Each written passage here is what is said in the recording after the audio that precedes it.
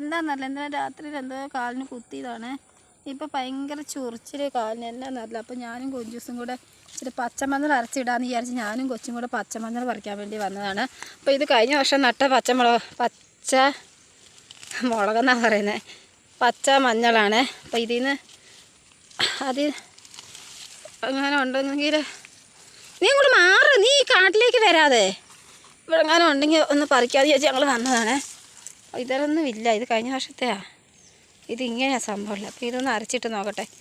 ചെറിയതായിട്ടൊരു നീരും കാണുന്നില്ല, പഴുതാര എങ്ങനെ കുത്തിയതായിരിക്കും. ഇതുണ്ടോ? ഒന്ന് മതി, ഇതിനകത്ത് ഇല്ലടി, നോക്കട്ടെ.